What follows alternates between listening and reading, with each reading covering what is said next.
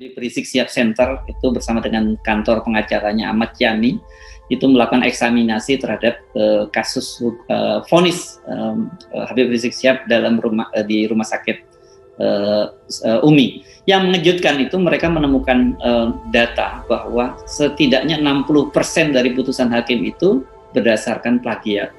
Jadi ambilnya ada dari skripsi mahasiswa, gitu, bukan disertasi ya, skripsi mahasiswa, ada yang dari media online dan sebagainya. Nah, saya jadi khawatir kalau tingkat kualitasnya seperti ini, karena satu, plagiasi itu juga sangat tercela, kalau di kampus pasti itu sangat tercela, dan kedua ini dampaknya ini kan dampak hukum di mana orang dihukum sangat berat. Ini kualitas yang benar-benar berbahaya gitu, karena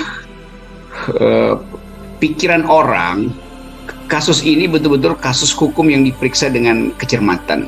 Jadi kalau indikasinya, bahkan indikasi plagiasi aja, itu udah memperlihatkan bahwa mutu hakimnya memang mutu rata-rata gitu, atau bahkan di bawah rata-rata. Kasus-kasus begini juga banyak sebetulnya, yang nanti juga akhirnya nggak ada semacam debat di dalam pengadilan atau di kalangan majelis hakim untuk memutuskan.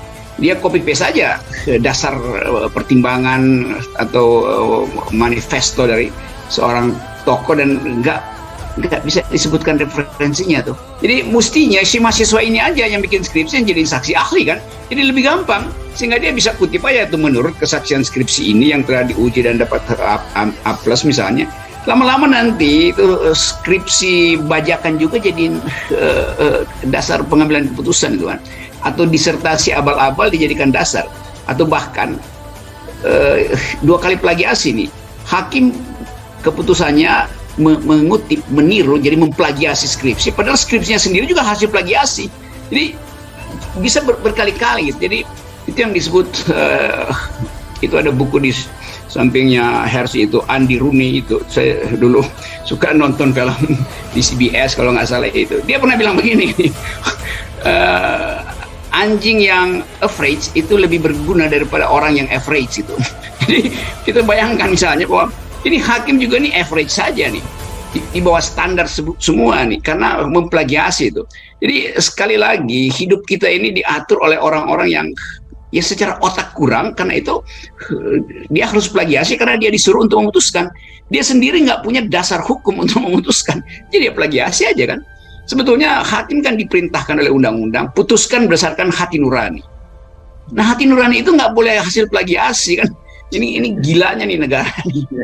Dan padahal kan mereka ini semacam apa ya, disebut hakim ini kan karena dia semacam mewakili Tuhan lah, wakil Tuhan di dunia ya, dengan mengadili. Ini kan setidaknya seperti itu. Tapi kalau kualitas para hakimnya seperti ini kan kita bisa membayangkan betapa rusaknya sistem hukum kita. Iya, ini mesti disebut, itu ada juga buku sebelah kanan tuh, Watergate. Ini Umigate itu. Iya. Ini mesti disebut Umigate. Karena ini skandal, dan skandal yang melibatkan politik dan watak gitu. Ya. Secara politik kita tahu Habib Rizik itu dibebankan pada hakim untuk dipidanakan itu. Hakim dapat beban itu, dia nggak punya argumentasi. Karena itu dia cari argumen yang paling gampang. Ya dia buka internet, dia masukin satu frasa itu kerumunan, lalu dia lihat, wah ini ada yang bagus nih, ternyata skripsi mahasiswa. Dan dia juga nggak eksaminasi apakah skripsi ini plagiasi atau skripsi dari siapa kan.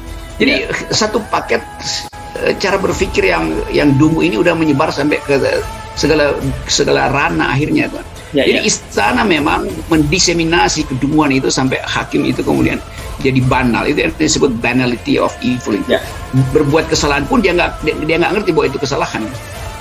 Ya, memang kita ngutip buku aja nih. Ya, kita bukan meremehkan skripsi seorang mahasiswa ya. Kadang-kadang juga mahasiswa yang punya skripsinya luar biasa. Ada yang jago. Ada yang jago. Tapi yang menjadi masalah itu ketika hakim tidak menyebutkan sumber rujukan. Itu kan yang jadi masalah, itu kejujuran dari sisi ilmiah kan yang jadi persoalan.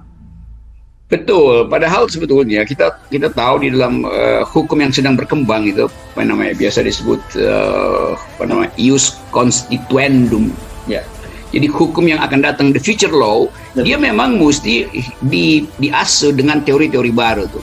Nah, si mahasiswa mungkin menemukan teori baru, dalam upaya untuk menghasilkan putusan hakim yang berbasis pada keadilan, maka dia lakukan riset itu tuh. Dan si mahasiswa ini berhak untuk dapat pujian kalau dia dikutip oleh pengadilan, karena itu akan jadi modal dia untuk kerja, untuk melanjutkan studi, bahwa risetnya itu dipakai oleh pengadilan tuh, supaya fair, jangan nyuri nih. Ini hakim mungkin si hakim habis menghukum seorang pencuri, sekarang dia mencuri hak intelektual orang pula kan. Ini ajaibnya di situ.